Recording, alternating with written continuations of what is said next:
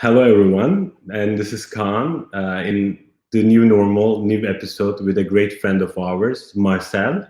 Marcel is a great friend, great investor, and a good mentor to me as well. And without further ado, I want to have him on the stage so we can start talking together. Hi, Marcel, and welcome to our new episode. Hi, my friend. Hi, Khan. How are you doing today? I'm fine, and we are going to have a few more live audience for sure. So we will take a little bit time. So we already have an upload, so it's good.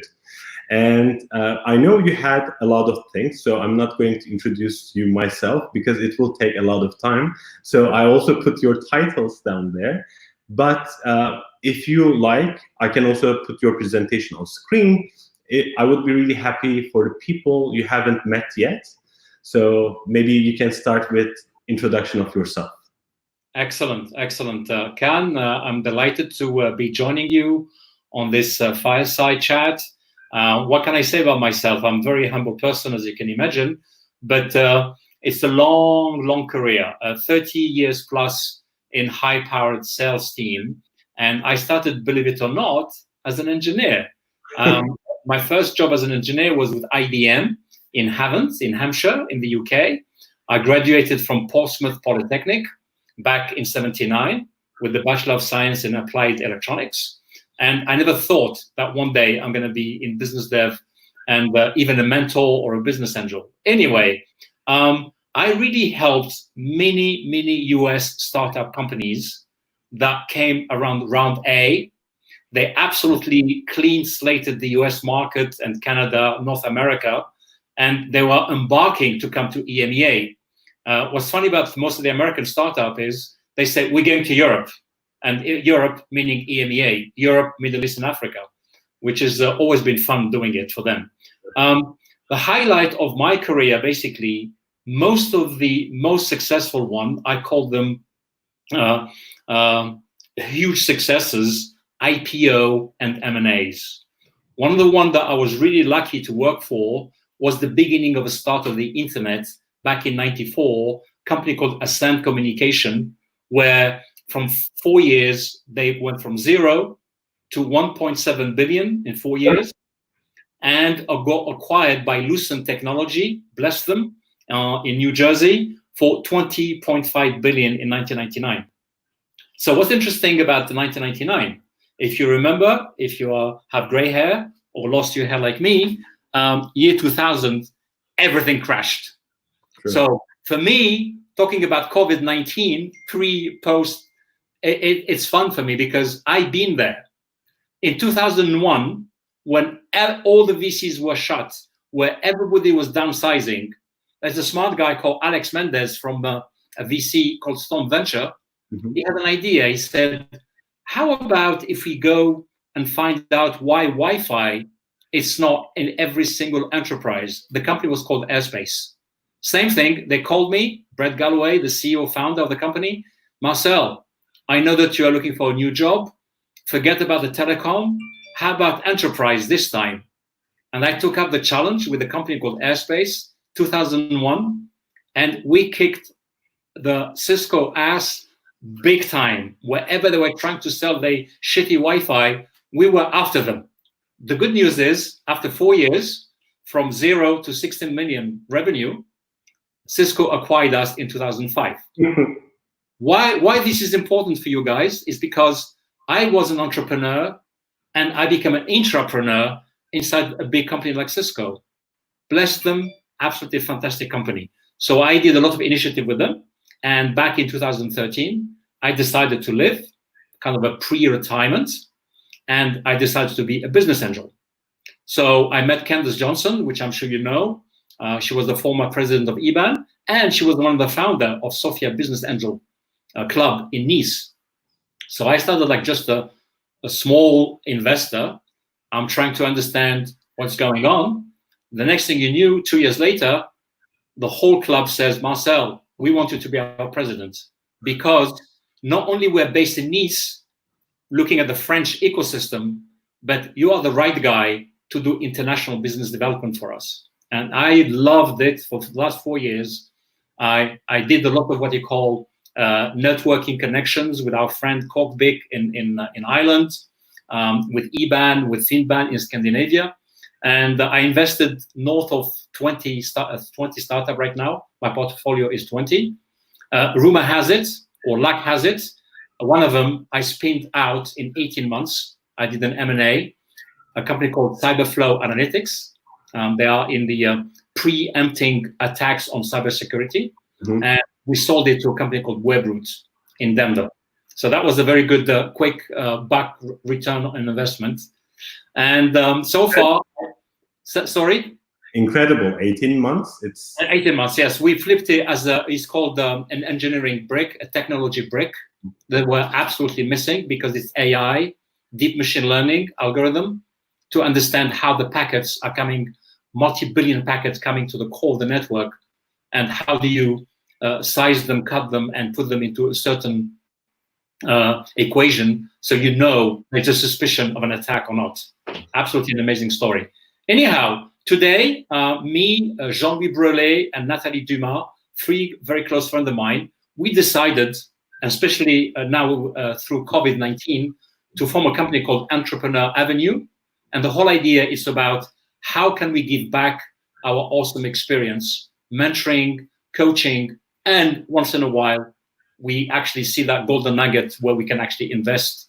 And the way I look at investing myself, I'm not very good at doing an Excel sheet and putting zillions of investment. I'm absolutely lousy. I call myself a jockey.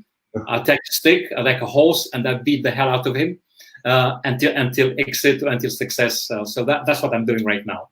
I've joined WBAF faculty. We're doing some training for the World Business Angel Forum. I'm an EBAN board member.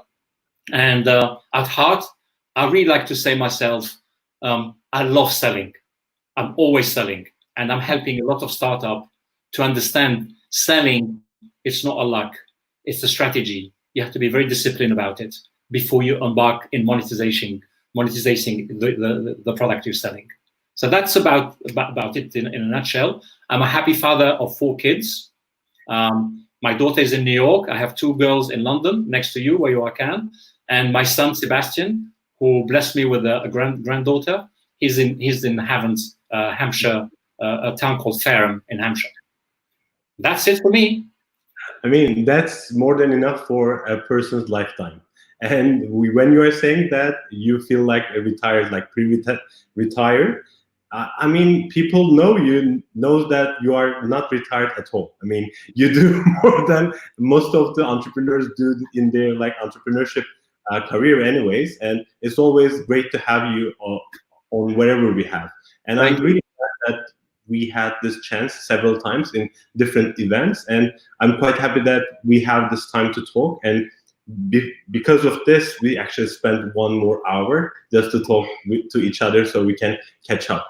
So for our session, what we are trying to achieve is, as you know, we have a lot of different founders, we have investors on board, so people actually come and go. And I think we already have like few hellos from like Sabina and Baber.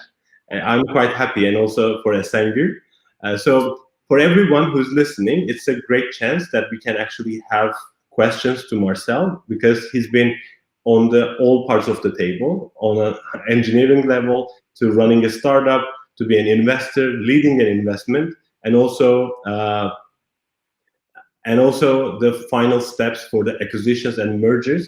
It's a great ride. And now we are having this pandemic, and it's tough. I know we've seen a lot of crises over the years, but I also want to ask you, like, how do you see the change in, let's start with like investors' perspective, what they are expecting differently than the pandemic, and how do you see like startups?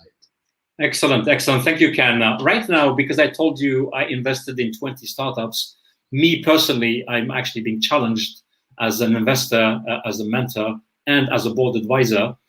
Sometimes you have to make quite tough decisions.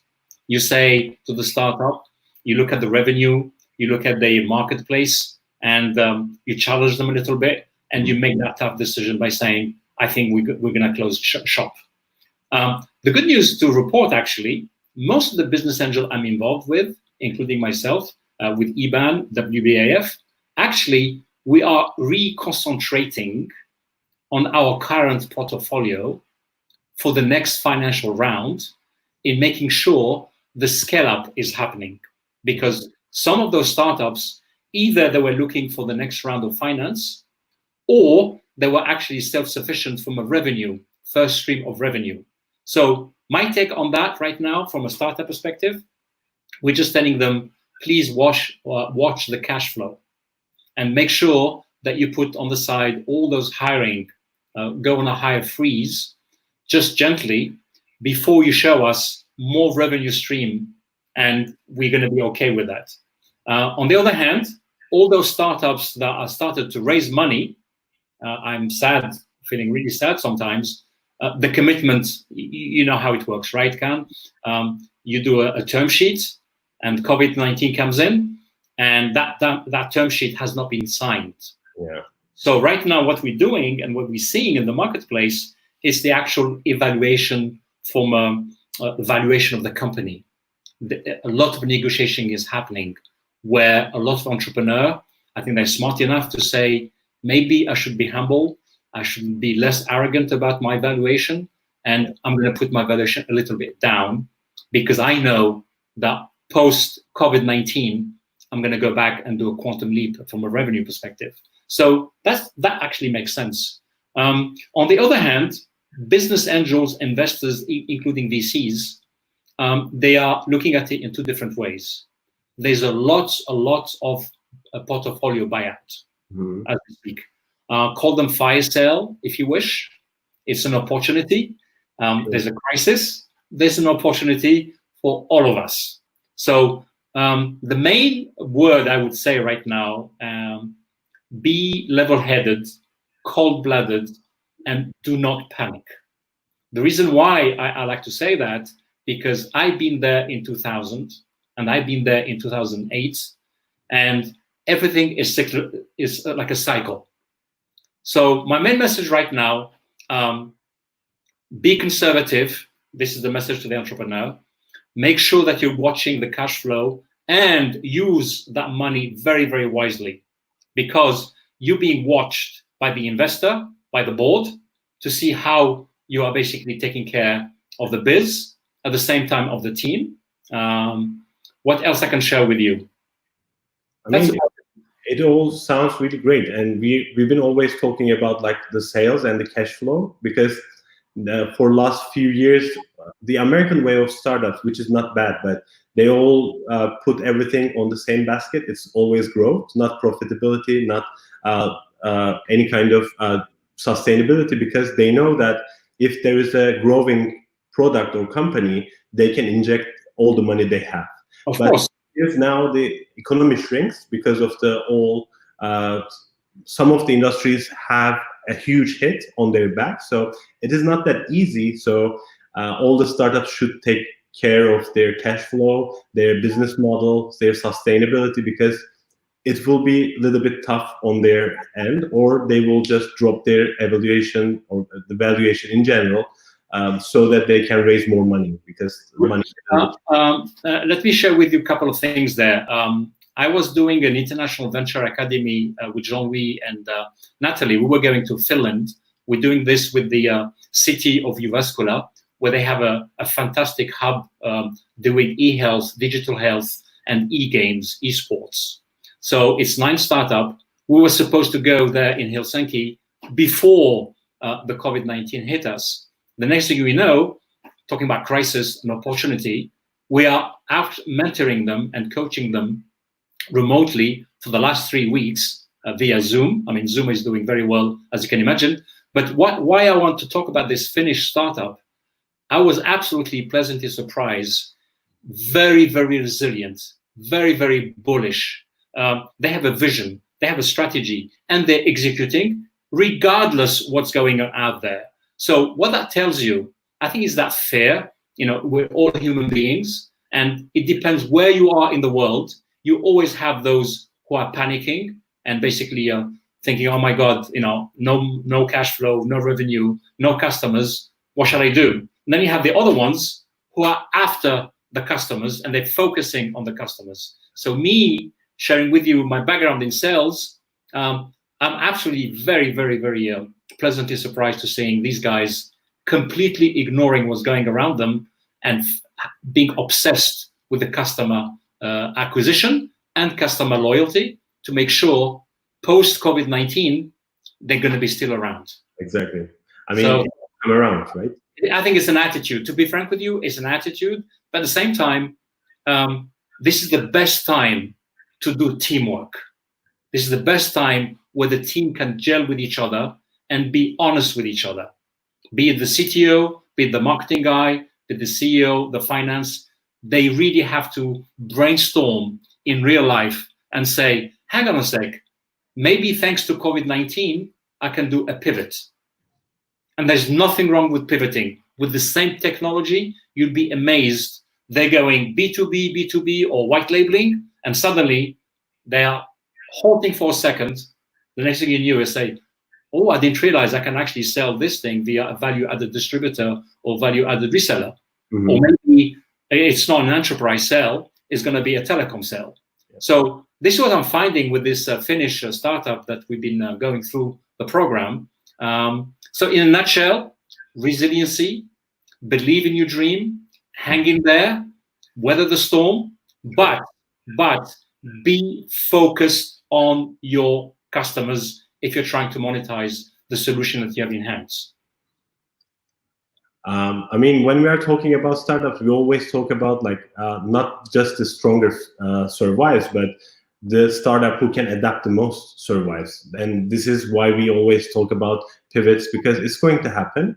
And there's also one like a good thing, because life is a little bit slower than the life before pandemic. So actually we can actually think more clearly and see the things that we want to pivot onto, because everybody was kind of stopped for a while, especially in March. Nobody was expecting this, and they were quite puzzled. Now, actually, we are going back, and I'm quite happy. We are seeing some businesses going in a way normal, or we are doing something new, but these are coming to our new normals anyway. And I agree with you.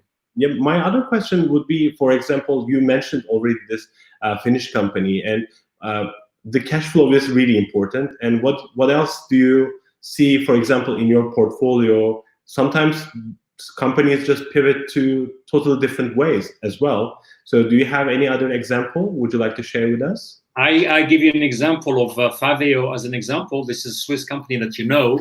When they started, they were going after business intelligence information. When you put queries on a particular topic, doesn't matter what topic you're looking for, they were actually giving you some newsletter related to the topic you were interested in.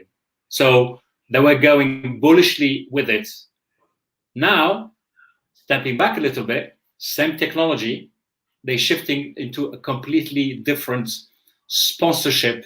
In other words, if I have a big group of companies interested in the future of work, that's the topic, or cybersecurity, that's another topic, or COVID-19 health-related issue, that's not a topic.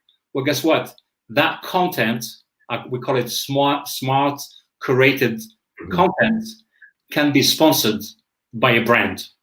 So here is a typical idea going from a business intelligence type newsletter into a sponsored newsletter. And now we're opening an office, Favio is opening an office in New York, and they're completely agnostic to COVID-19 because they found their own niche and they pivoted 180 degrees, just saying, I develop the content first, and when I go to 100K users, then I can hand it in to a sponsor. Yeah. That's another example that I can share with you. It's a really great example. And I also want to ask you this, because you already mentioned like crisis of .com bubble in roughly like 2000s, then we had 2008. And also I believe that it always comes like a cycle, and it is always the same. There's like a prediction in a way. I mean, nobody predicted pandemic because it's not like a economic downturn, but it already happened. But most probably we will see similar things what follow those kind of crises. So if you want to share, what do you expect, like the recovery process of this pandemic? Because we know resilience, money in the bank, they are the really important things for being an entrepreneur. But in economy-wise, what do you think? What are we going to see? Right now, I'm just like you. I'm reading the same news as you are, and with the audience, I'm a very curious person. So I think you look at Europe. What Europe is trying to do, basically, is the Franco-German alignment in putting the $500 billion euros on the table, trying to fuel the industry after everybody goes back to work. Having said that, is it enough? That 500 billion, is it enough? Question mark. Second thing is, I'm sure a couple of politic impacts. In other words, all those leaders around the world are being absolutely pressurized by population for accusing them they did not handle properly the COVID-19 crisis. So that's another question mark area politically, how our democratic world out there will change tomorrow, because you're going to have more and more citizens that are not happy about what happened, and therefore our leaders are really, really under threat in the next 6 months. Exactly. So economically, I can see, like I told you earlier on, Air France as an example, they're dropping the A380. So that's a major blow for Airbus. Apart from Emirates are using most of the 380s. So that's the airline industry being challenged. The telecom. I can see a fantastic opportunity for the telecom, because I'm a telecom person, I guess, and cybersecurity. Thanks to Zoom, thanks to this type of tools, digital tools, WebEx, I used to use WebEx 10 years ago. I think somebody had a vision that the bandwidth will explode on the core of the network, and more fiber. So more fiber are going to come in even to the home. We had wave 1, we had wave 2. I can see, thanks to this crisis, definitely the telecom are under pressure to re-upgrade networks, including the CIO and the CTO of those large banks, large enterprises. So that's a fantastic opportunity I can see happening. Something else I can see, maybe government need to fuel some new European common projects. Because one of the gripe that I'm hearing a lot, pandemic COVID-19, everybody was selfish. The Italian did it their way, the French did it their way, the Spanish did it their way. And now I think the dust will be settling down, and suddenly the European are not going to be blaming each other, but somebody would be smart and say, hang on a sec, how can we avoid this in the future? Because I'm 100% sure this pandemic, more is going to come. I don't know if you saw Bill Gates. I think it was an ed tech video 5 years ago. And when you read, just type pandemia, I think it was like ed tech. Was it ed tech? Was it one of the, TED Talks? Oh, yeah, I see, yeah. 5 years ago. You hear him, it's exactly what's happening right now. So what does it mean? Human beings in general, they tend to forget quickly. Tomorrow, I'm walking in the streets. Somebody's asking me to discipline myself with a mask and wash my hands. But guess what? I'm going to see how long that's going to last. So people forget. We're going to go back to business. Maybe we're going to see some changes. What's the word? I think solidarity was one of the main biggest thing I've seen around. People singing across the world, people clapping, thanking our doctors and nurses that did a fantastic job during this pandemic. So I think the word people going shopping, some stuff to give it to the elderly person that could not go outside their apartments. There's so many fantastic stories that are going to come out of this from a solidarity perspective. But I think we're going to see more technology for good.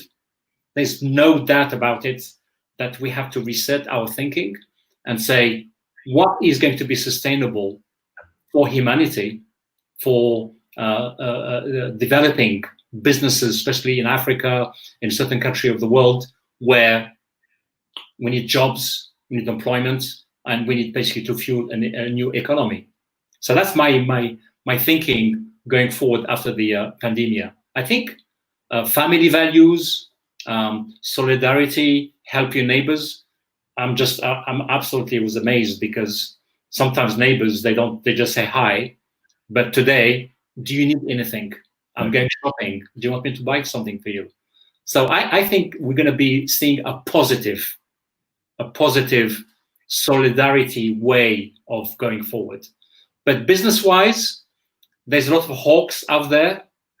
We cannot change the rules. You'll be amazed how many M&A is happening as we speak, how many fire sales are happening as we speak, and for cheap. Mm-hmm. And my main message to investors, including business angels, please, please, please take this pandemia right now as we speak as a first-class opportunity, because of the valuation being resized down. Go for it. And at least personally, with Jean-Louis and Natalie and Sophia Business Angels and EBAN Board Members, we're looking at new opportunities to reinvest. But this time, the valuation is so low. I think shame on us if we cannot give an opportunity to startups to be successful. I mean, since we are talking about the investor's perspective as well, I will have Ahmed's question. Ahmed is also a fellow investor, and he's asking, he's also thanking for your optimistic spirit, because we will go through this for sure. What do you think are the smartest actions that investors should consider doing these days? So you already mentioned, like, you are checking your portfolio, trying to make sure that they can actually pandemic-proof or crisis-proof. So would you like to add a few more things for Ahmed's question? Yeah, I think one advice I always gave to investors, make sure that you don't invest by yourself, period. I think you should reach out to your local community, local business angel club or whatever, because when you are many, I always say you cannot clap with one hand, you need the second hand. So this is really a kind of a wake-up call, where more business angels are speaking to each other, because some of them are panicking because they're losing some of their portfolio. And by doing this cross-border investment, by talking and looking where the deals are, that would be my advice for the gentleman. I think where he's sitting, somewhere maybe in the Middle East or London for that matter, there's always a local club of business angels. He should reach out and make sure that he's doing co-investment, either with a friend, either with a colleague, or maybe a cross-border investment with another club. As far as technology perspective is, AI. So I can challenge you going forward. You are doing this fantastic series of videos. I can see AI being applied one day, not that long time, where I'm an entrepreneur, I'm starting a new business, and I want to, instead of hunting everywhere that scarce information that I can be enticed with, marketing, business plan, sales, or whatever, well, guess what? They'd be looking at that video of yours and doing some little query with AI and saying, you want to talk about the new normal, or you want to talk about investment or startup? I think that's what's going to happen more and more. I'm 100% sure. Second thing is going to happen, the video is going to be much more, what's the word? Almost invasive, in such a way, immersive, that you can be with me on the 3D virtual perspective. We can have this fireside chat. I can see it on a 3D basis, where we're going to be together in the same room, and we can invite anybody from the world to be joining us ad hoc, not even planned, on an ad hoc basis. So that's what I'm saying. This is fantastic times ahead. Let's have a cool head, cold-blooded. Don't make panic kind of wrong decisions, and make sure you're honest intellectually with yourself. So the startup, they're going to shut. And by the way, those who are going to shut, that entrepreneur, this is from my humble experience, you'd be amazed how it's like the phoenix, how he can pivot with a kind of a lateral move and say, okay, shame on me, I failed. COVID-19 was there, but guess what? Suddenly he has a new idea. And business angels are always going to help those people that fail anyway. I mean, I've seen so many entrepreneurs who failed the first time, and I honestly believe that this is the path that you need to walk through. So if it happens, it happens. There is no always winning, but I'm sure if you keep learning and understand what you have experienced, you are going to be a stronger captain for sure. And you also mentioned solidarity for investors as well. So sharing their portfolio, what they are doing with other investors, so maybe they can bring another funds, or even like conjoined programs, startups helping each other, or they are using their own networks. So I definitely agree, and I'm quite happy to see that video technology is already here. I'm really surprised because most of my friends doesn't even know that I'm in London, for example, because we just have a call, I'm in the meeting, then I'm in another meeting. So it's really interesting. So right now you are in France, I'm in UK, and we have our viewers from different countries.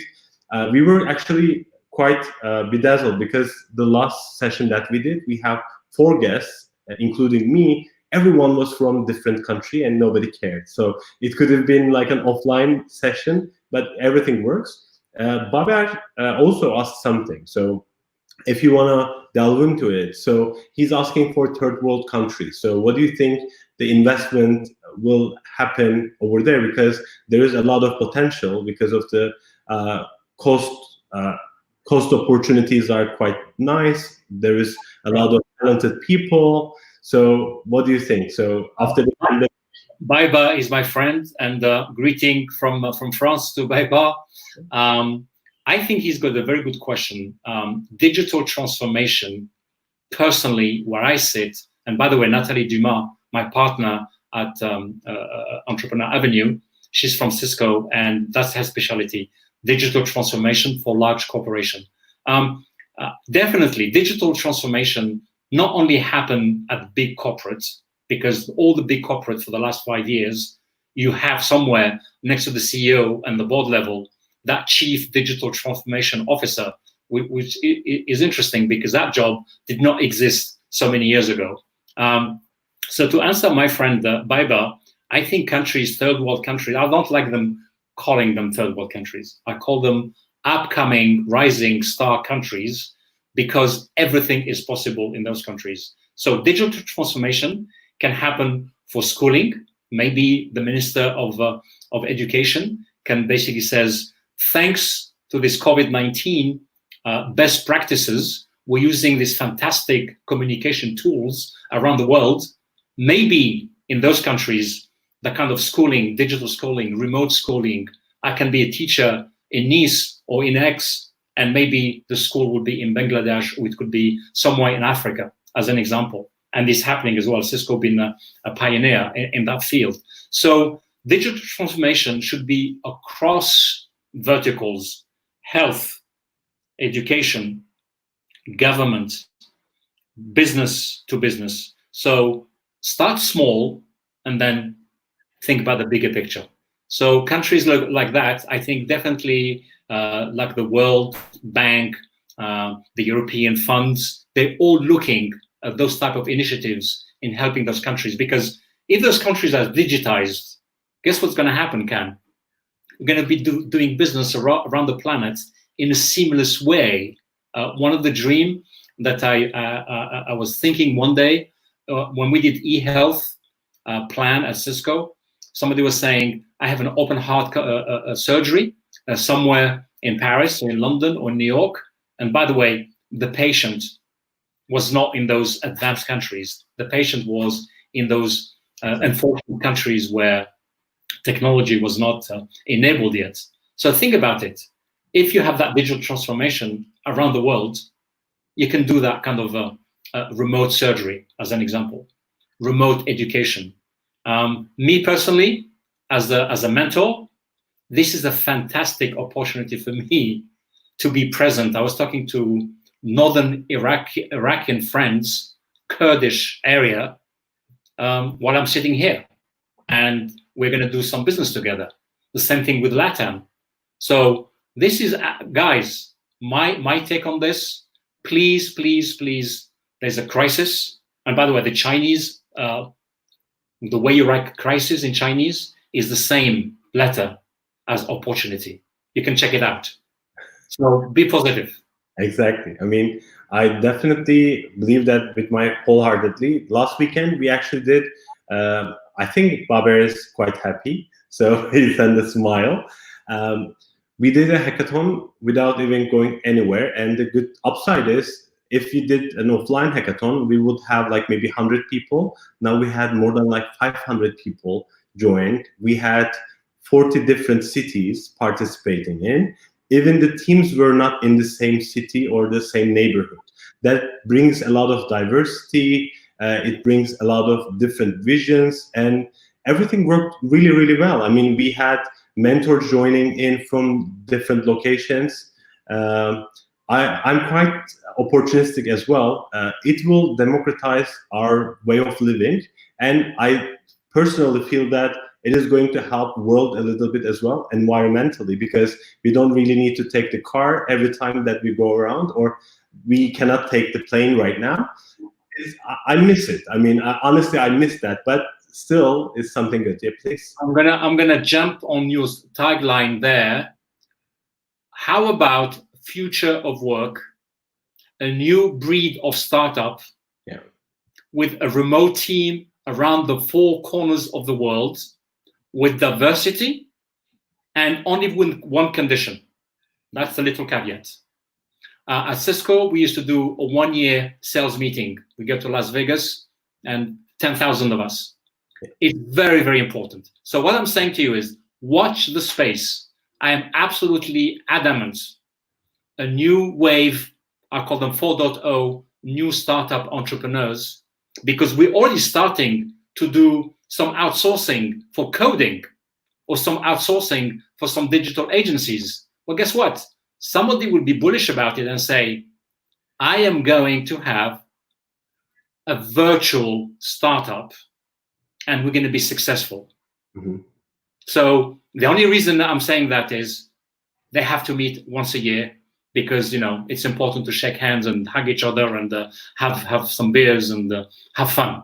So that space, I don't know why, but future of work, it's not you go halfway home and then come back to the headquarters. That's important. At Cisco with WebEx, we've been doing 10 years ago. I miss the office when I'm always working at home. So I used to go 3 days, 2 days, and then the rest maybe on the plane. So I agree with you. That face-to-face is very important as human beings. But remember, crisis and opportunity. So I'm definitely looking forward to see that wave of entrepreneurs that think outside the box and make it happen that way. I mean, thank you very much. And I really wanted to keep it short. As you know, it's supposed to be like 25 minutes. We are already like 37, but we had great questions. We love everyone. And maybe they can keep asking in the YouTube or Facebook session. They can find it under headquarters social media accounts. And I'm going to ask you my last question, as I mentioned before. So we've been living a different life. We've been working at home. We are living with our families much more than ever. We don't travel that much, and we have different behaviors in our lives. Which of those did you appreciate it the most during this pandemic? And are you going to keep few of those new behaviors in your life? What do you feel? I think. Thank you for asking me that question, Ken. Like I said, I'm a father of 4 kids, and I'm very proud of my kids, like any other father, I guess. But one thing that I can thank COVID-19. I have 4 kids all over the place. My daughter was in Connecticut in the US with her boyfriend, confined there. She had to leave New York in a very fast way. My 2 beautiful daughters are in London in 2 separate apartments, and my son with his wife, Alexandra, and my granddaughter, they're living on the west side of the UK. Well, guess what? One of my daughters, Sarah, had a fantastic initiative, says, we're gonna do a family quiz every Sunday. Well, guess what? This is the one that I'm looking forward to, and I'm going to keep it as a best practice, because you'll be amazed because you're traveling all the time, and then you're looking forward to that Sunday 1-hour family quiz. So that's the one I'm going to keep. Having said that, while I was confined here, I found myself very good at gardening. So I'm going to keep that. Yeah. incredible.